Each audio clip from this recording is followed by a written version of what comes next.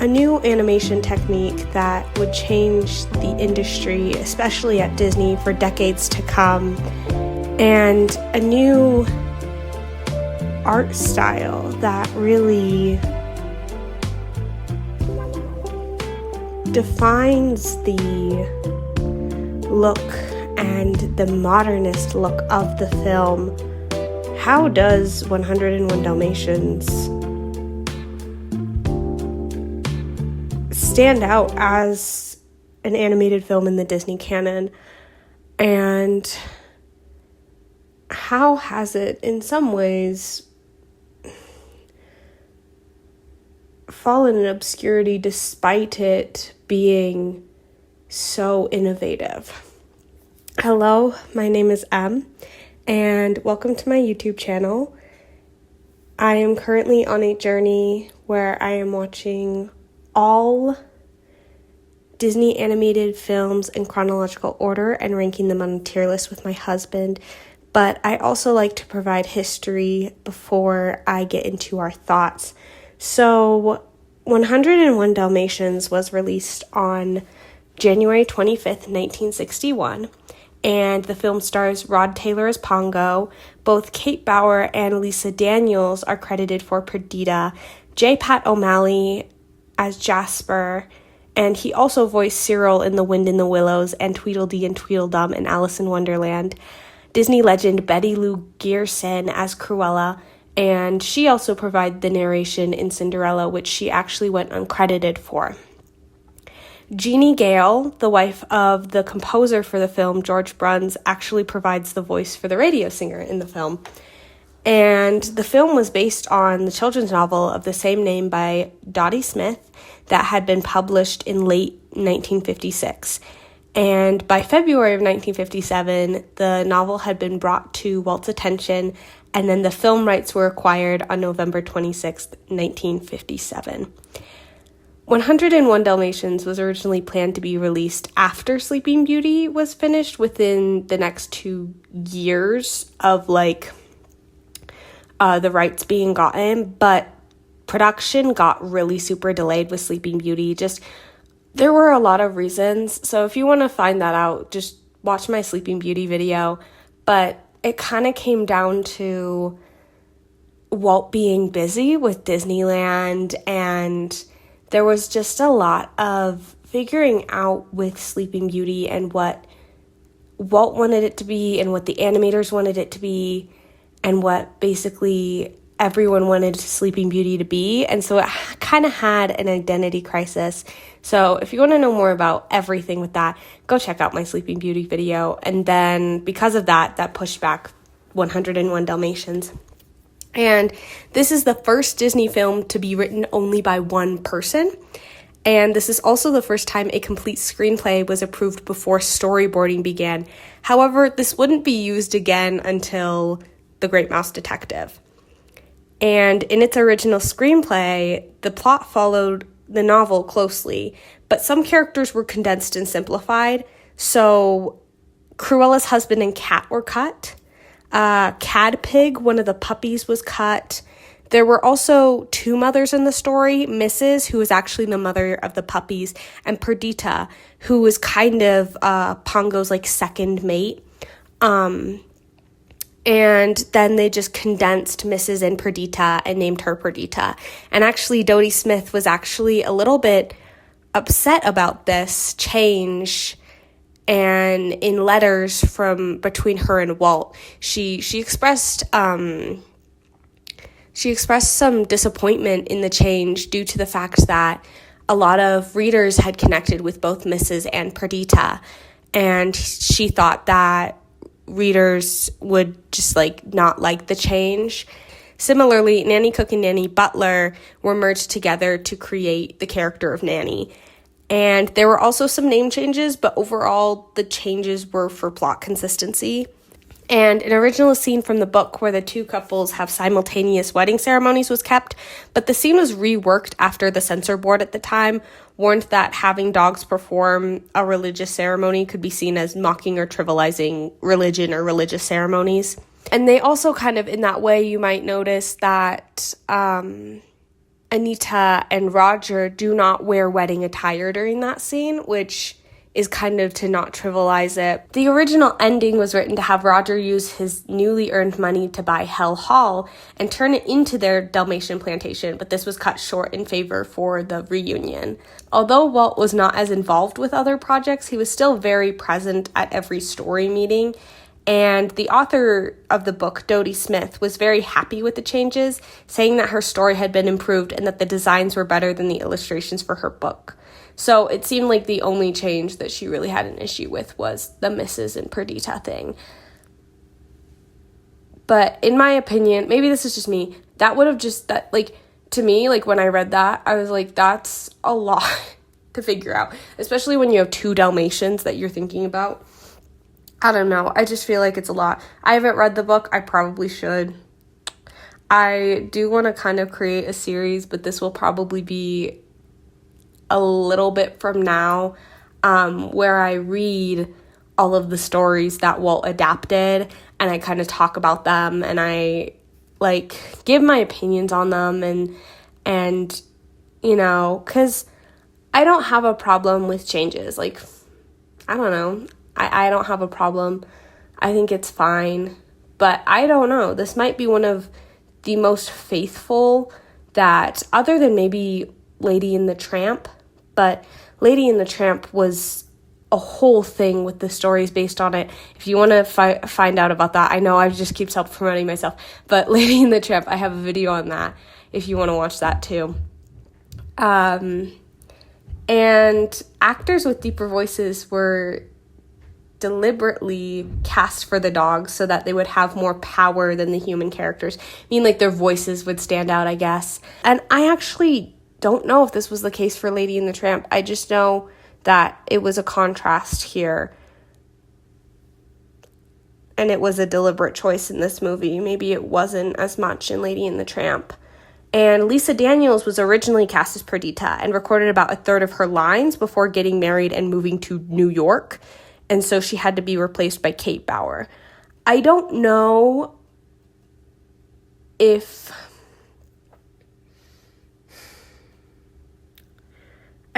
you can tell in the movie when the switch happens.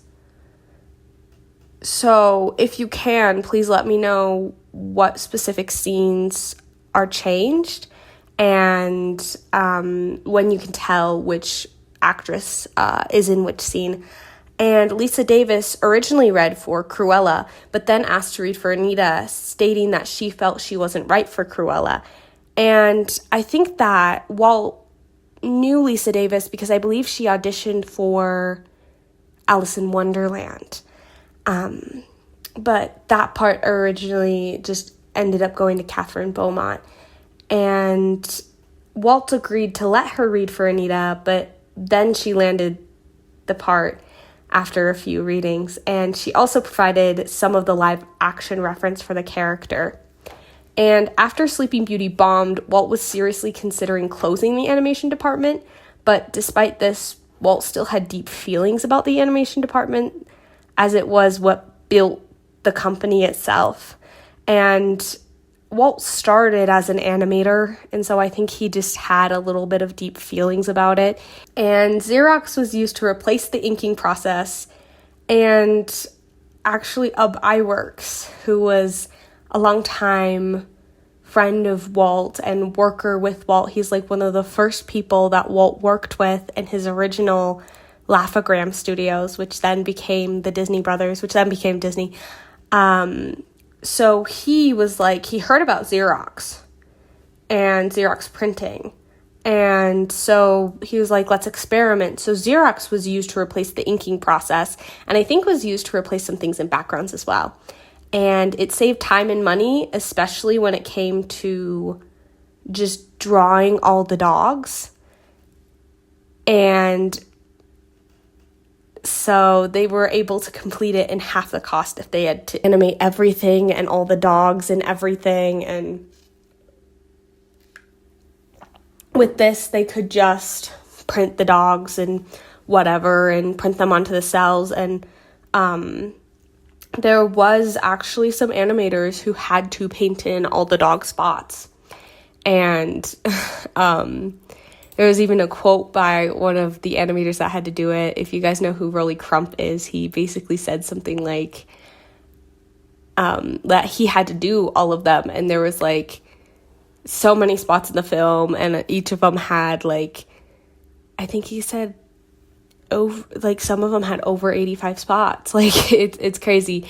So and he figured out all these patterns, like Lucky has a little horseshoe on the back of his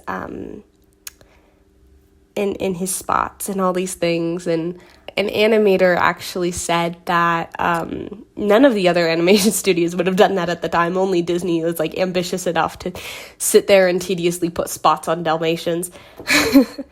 And Walt had concerns about the style of xerography, but allowed the animators to kind of play around and the production team to play around.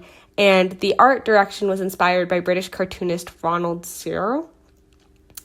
And Walt actually got angry about the direction eventually, saying that the fantasy element expected of Disney films was being lost.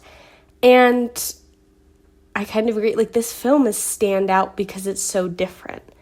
I don't necessarily think that's a problem, but I just understand if this movie is not everybody's favorite because it is different, because it's not the same style that Disney usually does. Because you think of Lady and the Tramp, and it still has that fantasy element to it, even though it is,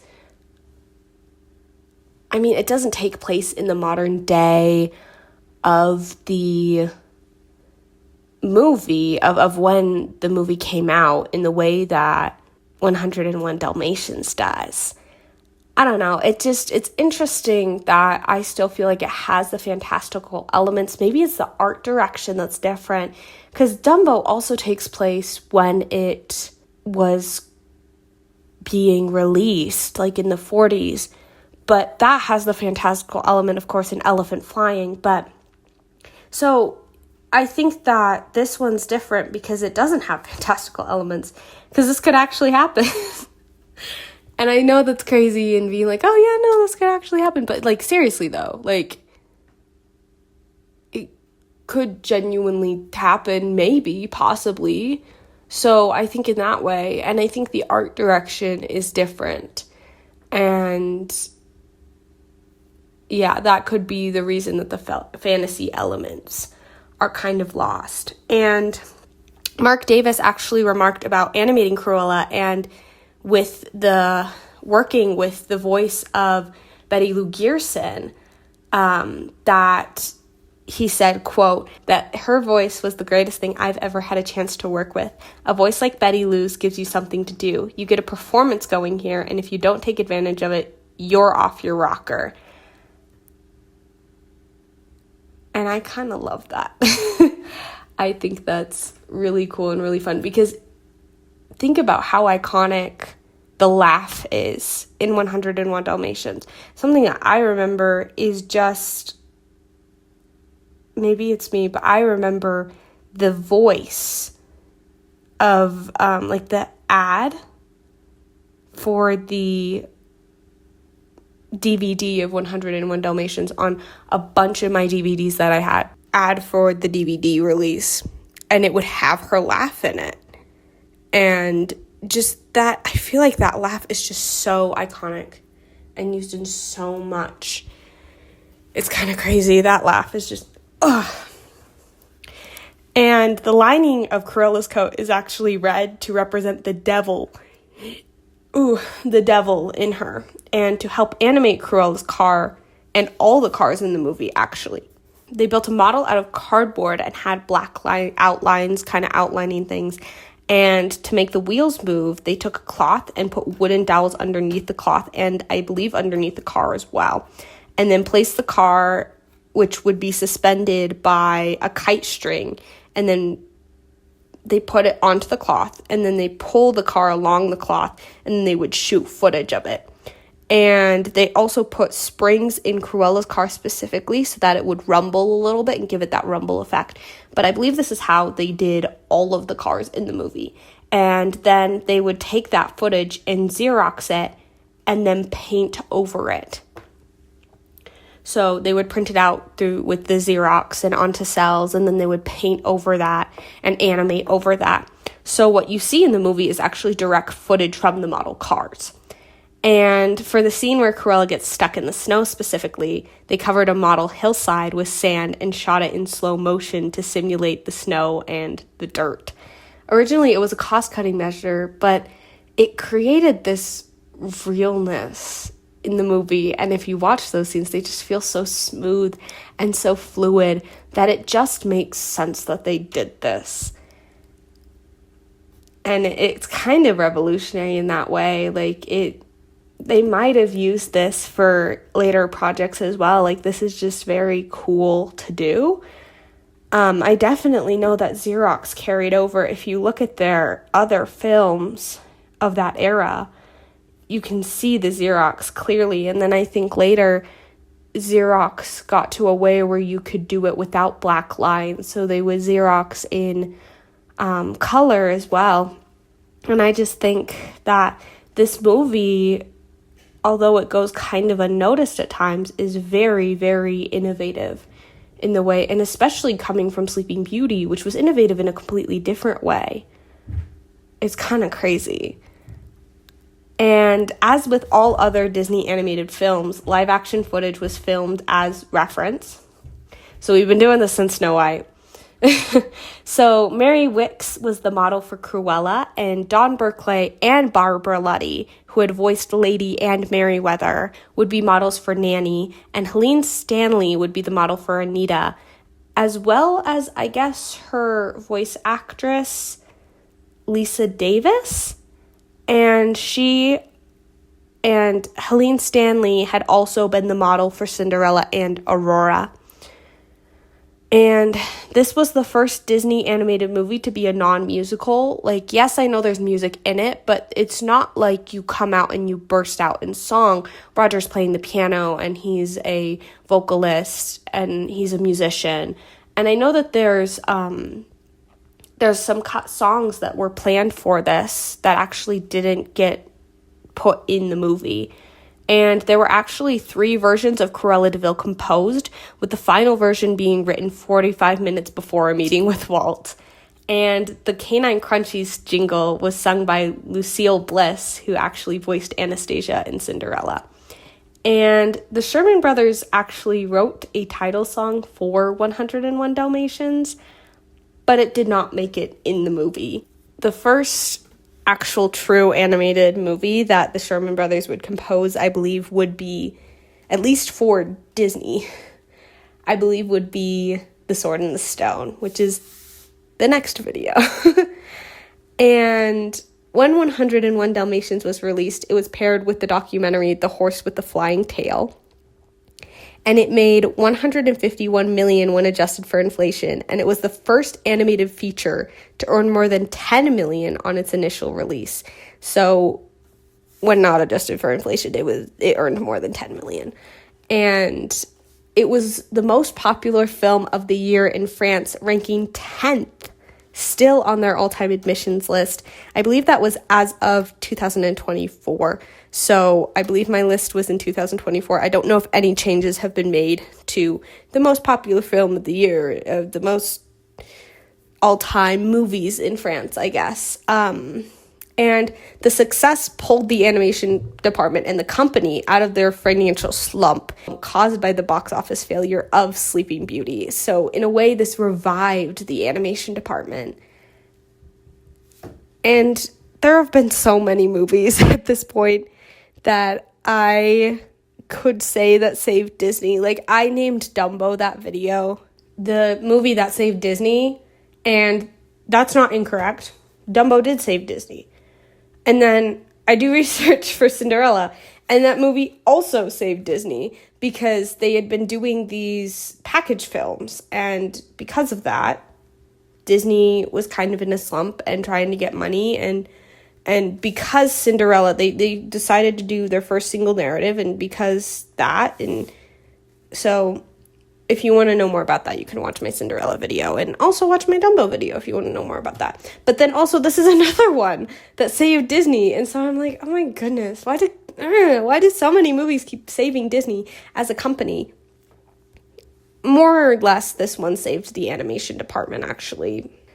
It's crazy how much perseverance Disney has had with these things, where they have a movie where slumps them, and then they have a movie that pulls them out of that slump, and it's just very interesting to see, the perseverance that can happen within a company.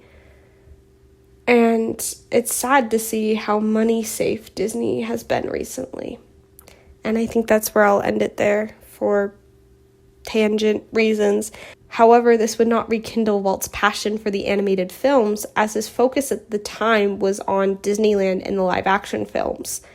And 101 Dalmatians has a lifetime gross of $936.2 million and is number 12 for the lifetime box office numbers in the United States.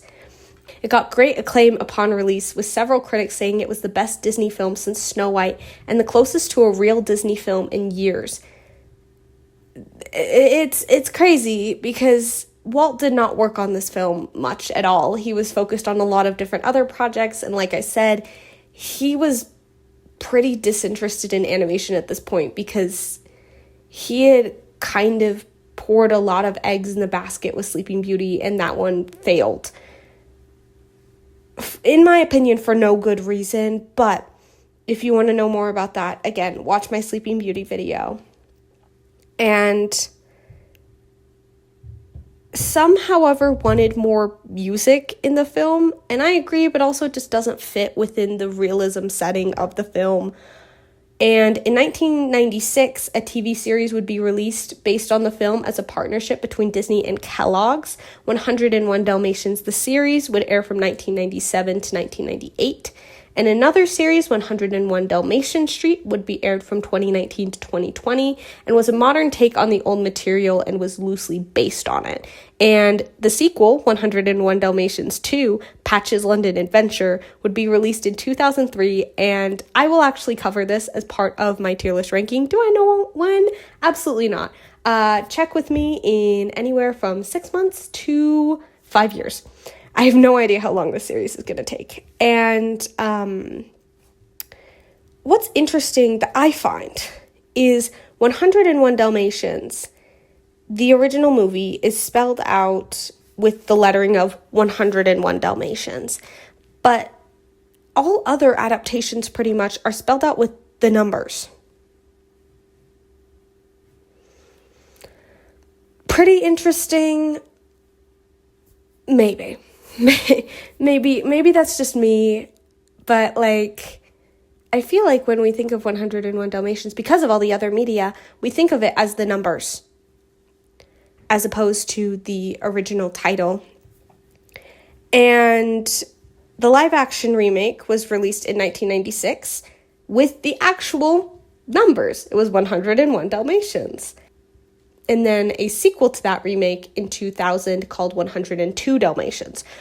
Do I not understand why 100 Dalmatians 2 Patch's London Adventure is not called 102 Dalmatians?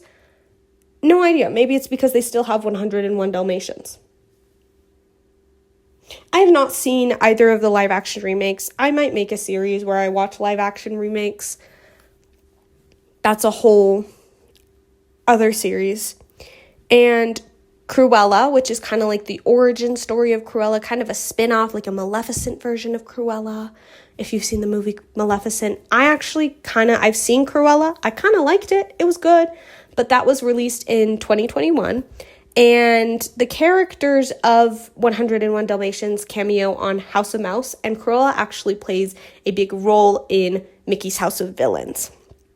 And Cruella appears around the parks and in parades and shows quite frequently, especially during Halloween. I know that there's a show in Hollywood Studios right now that I forgot to actually mention in my Sleeping Beauty video.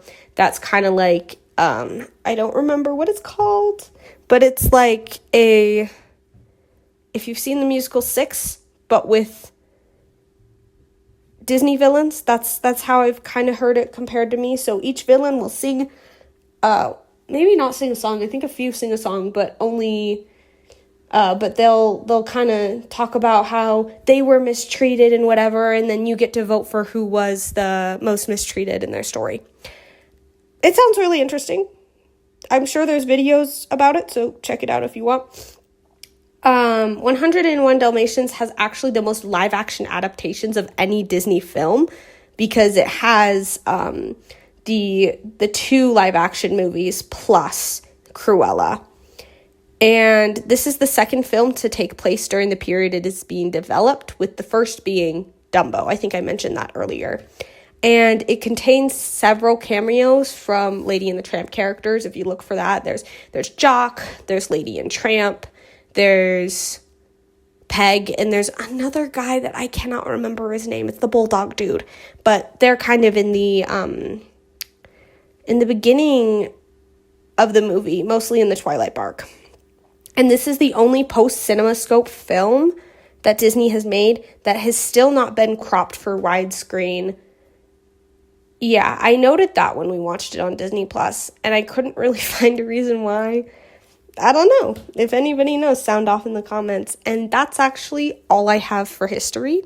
So if you stick around, you're going to get my husband and I's thoughts about 101 Dalmatians and where it ranks on our tier list. So we just finished 101 Dalmatians, and pardon us, we just got back from the holiday vacations and we were sick during that time, so our voices might be a little bit weird, a little sicky, a little whatever. But to start off, I really liked this movie. There's a lot good about it. I think that the beginning is good. I will say, I think we owned this one, but I did not watch it much growing up. So this was kind of a newer experience for me. I might have watched it a few times growing up, but it wasn't really my thing. I was much more of a fairy tale girly. I don't think this has that Disney charm as much as Lady and the Tramp does. And I think for that reason, it's a little at times. Like, there's definitely moments that shine, but then there's definitely moments that you're like, a little about it, you know? I just think it's a little slower. I mean, it's got a few points that I think could be either trimmed or maybe changed a little bit. Makes me think very much akin to, like, that one scene in Pinocchio. That kind of just slows things down for a little bit. 101 Dalmatians has a few of those scenes, but for understandable reasons. I mean, the plot is fairly simple. They're saving all of their puppies from Cruella and making their trip home. So, like, you know, I'm not expecting, you know, a fantabulous, glorious fight scene or something with Cruella or something like that. Even though they did try it, and they did try to get as close as they could to something like that with the car chase scene. But, you know, I think that's what makes it a little bit stranger, is it's a little slower paced. I mean, think a little bit like Lady and the Tramp. So that was one of the more recent movies that are somewhat comparable, being also dog-centered. Even though it's a slightly older movie, I think it does a little bit better with its pacing, and I think that kind of helps Lady and the Tramp not feel as slow, you know? Yeah, I agree. I think that the setting of Lady and the Tramp, like, there's peril, but it's not extreme peril. Does that make sense? It's not like life or death peril I don't know. I just think that Lady and the Tramp does the peril better than this movie does it. Does that make sense? Yeah. I feel like there's quite a bit of, I hate to say, just some filler where you're just like, it doesn't feel like we're in much danger right now. Okay. I was going to change topics, so you go first if you want to continue. Okay, so, like, maybe one idea that they could do. They're at, now, I know this is kind of not exactly friendly to how the actual story's written, because the DeVille place is meant to be basically condemned, right? Mm-hmm. They call it, what they call it, Hell Hall a few times. So, like, this place is decrepit. However, maybe in a rewrite or whatever, I guess, didn't they remake 101 Dalmatians? I feel like that's one of the ones they remade. They did. Okay, so there's technically two versions of it. There's a live action remake, a sequel to the live action remake, and the Cruella story that they did. So there's technically different versions of that. Not seen any of them. And then there is a 101 Dalmatians 2 that we are going to watch. That's right. Yes, that one too. But that's not really applicable in this case. I think I would rewrite the DeVille place. It can still be kind of that creepy, decrepit manor feeling that they want. But I think it would be interesting if there was maybe a part where they go through like a hallway or something like that. Okay, so going with the idea of like the DeVilles clearly, at least in the past, were a very powerful, rich family. Maybe you could have it be like, maybe they were trappers by trade in the very, very early days. And so that's why Cruella has her obsession with furs and the such. It's almost like symbolic of her family's heritage, right? Mm-hmm.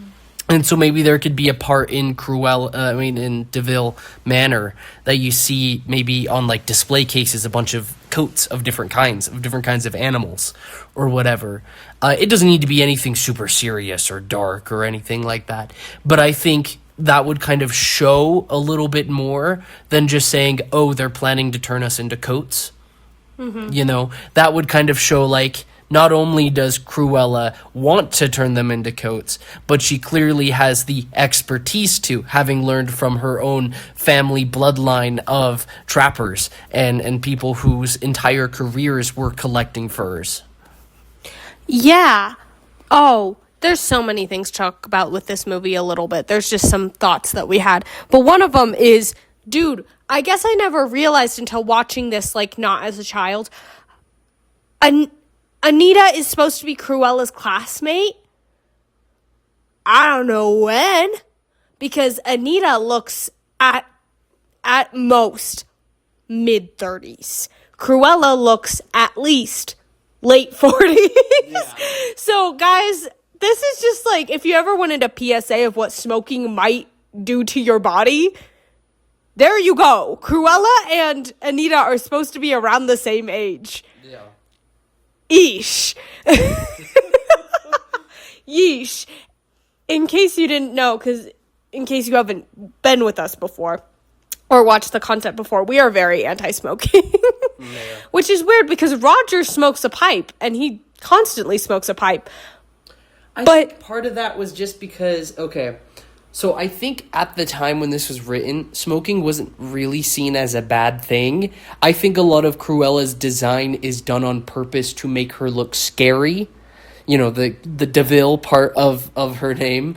But I think I agree with you. You can, you know, if I was reading into it, the smoking part, then yeah, like you can clearly see how much the smoking has done to her body. And so the fact that Roger's not that way, I would probably just say, meh, it's just because they thought smoking and stuff was a lot less harmful to you than it is today.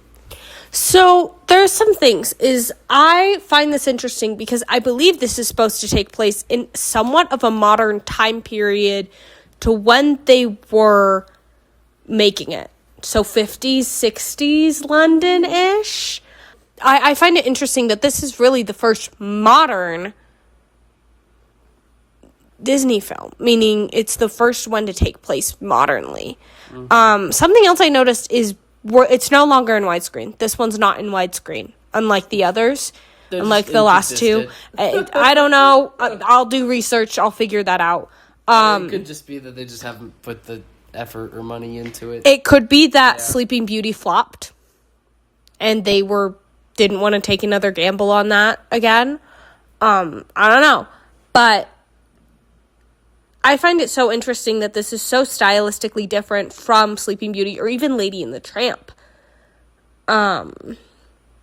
Because 101 Dalmatians just has a very interesting art style to its backgrounds itself. And I find that very interesting, and I think it's very cool. Like, I don't disagree with it. I think it's unique. I don't think it's particularly my style, which is why I don't resonate with this film that much. Like, I don't know. I just don't think this is my film. Well, I think what makes it hard, and I know this was done kind of intentionally, was that a lot of the shots utilize whites, grays, and blacks because, one, it's winter. But I feel like the reason why they chose winter is so that they can kind of match a color scheme to the Dalmatian dogs, you know, because then you kind of have whites and blacks mixed with your whites and blacks and grays. But I think that sometimes makes it feel a little samey with the color scheme, which makes scenes like the DeVille Manor stand out, because you had even pointed this out when we were watching it. There's lots of color. There's lots of, even if it's faded color, there's still lots of color and stuff that makes all the Dalmatians stand out. And I don't know, if I was putting on my cinematography media lens, I could see that as like, oh, the Dalmatians don't belong in the manor, and that's kind of what they're trying to express with that. But you know, I don't know. I liked the scene where everything got red in the background and stuff like that. I thought that was a cool scene. What else do I have to say? I think maybe that sameness with the animation is kind of the reason why this movie sometimes feels a little slow, because nothing's changing with your eyes. It might just be psychological. That's possible. I mean, I was also just thinking plot-wise, but you know what? That's also very fair.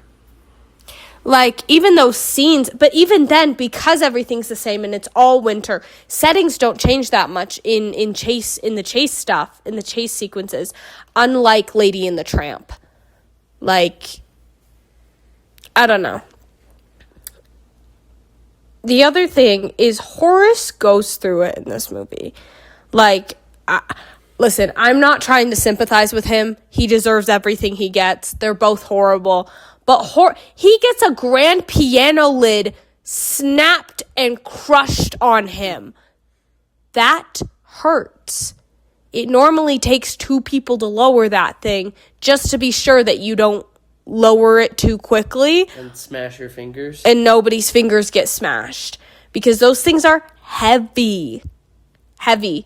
And then, I don't know, he just goes through it. It's like I was gonna say Home Improvement, Home Alone styles of like stuff. The ceiling caves in and lands on him specifically. Yes, and there's a moment where Horace and Jasper get shot across the room, and they end up in the. Oh yeah. Yeah, that's and they funny. Smash into the wall. Is that what you're talking about? Yeah. Yeah. What else is there to say? I do like the love stories that they show at the beginning. Mm-hmm. I thought that was really great. I wish, can I say something that I wish there was more music in it. Yeah. Like, the music that they did have was really, really good. And so I wish there was just, like, some other moments of songs and stuff. And which is kind of ironic, because Roger's a musician. Mm-hmm. But I get it, it's not really focused on them. Maybe how I might adjust the plot is the DeVille Manor part I mentioned, but also maybe there could be more shown onto the love story between Anita and Roger, because they kind of just bump into each other, splash, laugh, wedding day. Mm-hmm. You know, that is very fast compared to the rest of the movie. Mm-hmm. So I feel like maybe they could do like a short little like montage of like 2 or 3 scenes or something. You know, it doesn't have to take up that much time. 5 minutes maybe of just like Pongo and Perdita, or is it Perdita? Perdita, thank you. And Perdita like trying to work it out like a new couple with Roger and Anita doing that at the same time, you know, going out for tea or you know, enjoying each other's company. And maybe like a final scene could have them like gathered around the fireplace while Roger's reading a newspaper, or some like standard stereotypical suburban life stuff that people in London did in the 1950s, you know?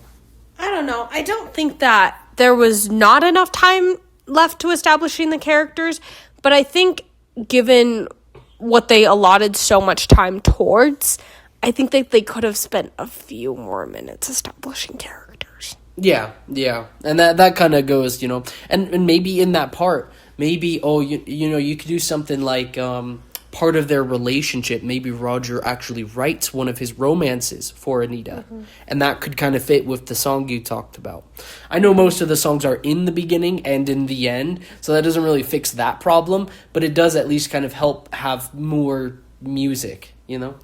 I mean, I wouldn't mind if we saw them in the middle when they don't, because we don't know. We didn't see any of them with Pongo and Perdita, and after they left, we have no idea how long their journey home is.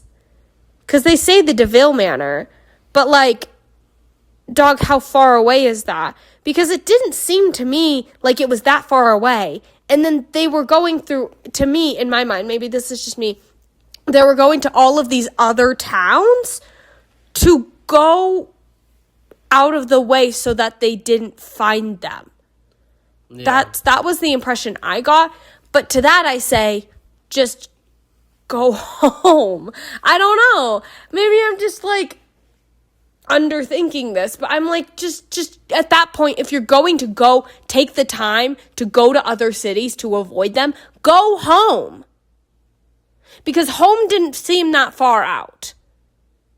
I don't know. To me, I kind of saw it as it's a very long travel distance, and it gets even longer when they have the 99 puppies with them. I mean, it's like having kids, we don't have kids, but we both know that when you have kids on a road trip, you multiply the time required by 1.5 at minimum. An 8-hour trip turns into a 12-hour trip at minimum.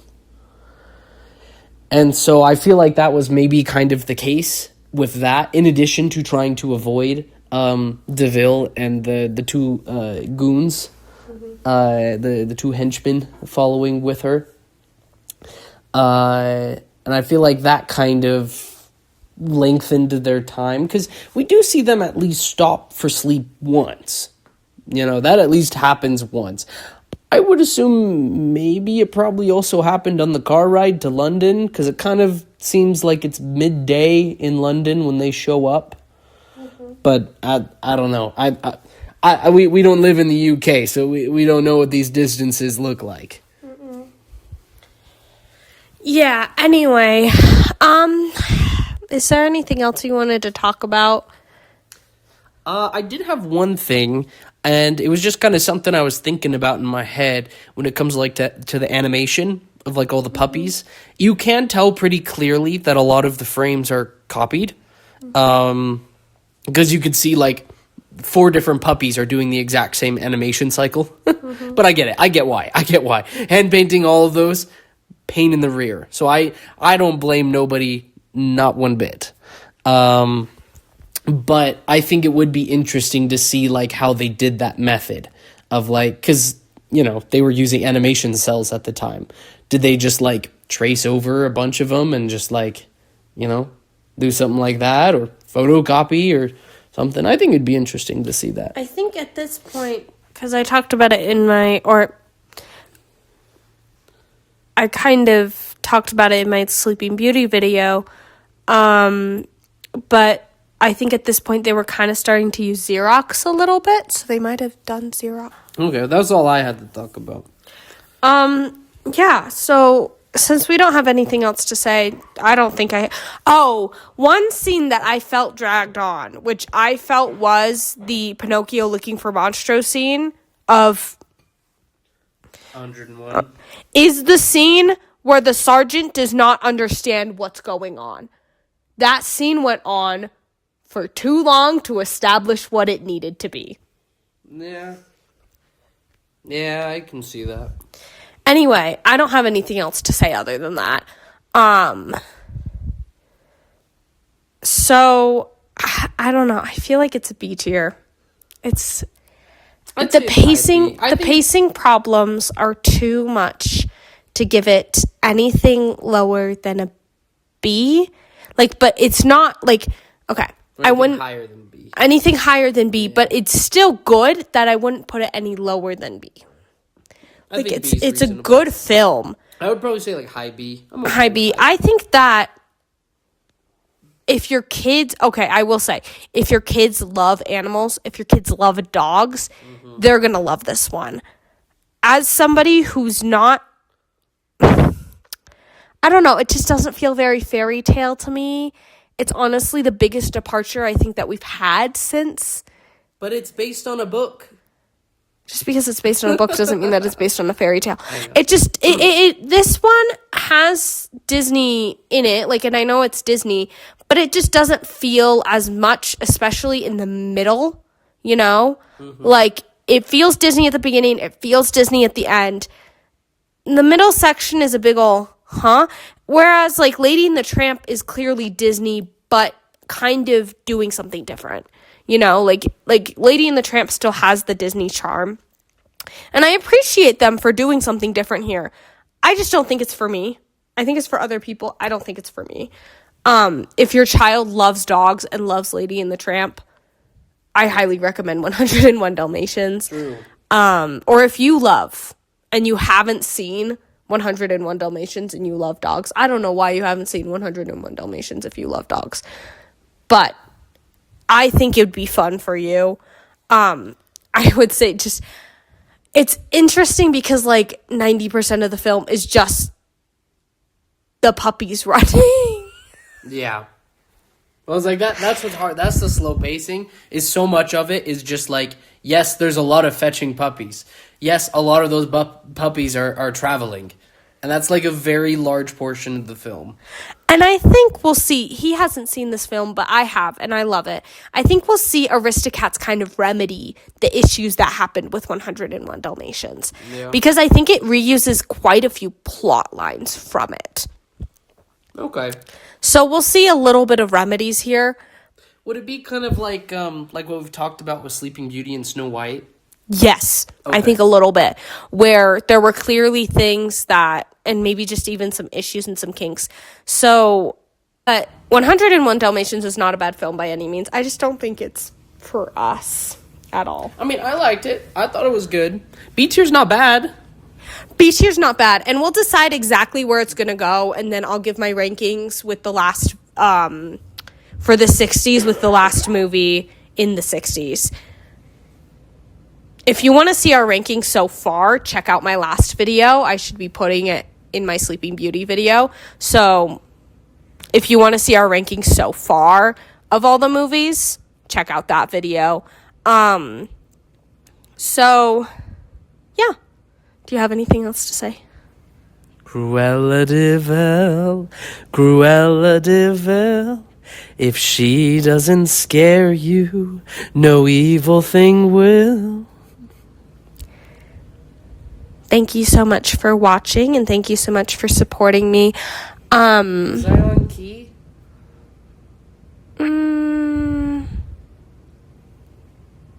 Not really. But it's okay. It's okay, baby. Anyway, thank you so much for liking and commenting and subscribing and doing all the things and continuing to support me. Yeah, your support means a lot to me. I've gotten a lot of support, particularly recently. And I appreciate it. So thank you for following me along on my journey. I really love making these. Do you have anything else to say to the people? Like, comment, and subscribe. I already said that. Then do it again. Okay. And thank you so much. Goodbye. Bye-bye.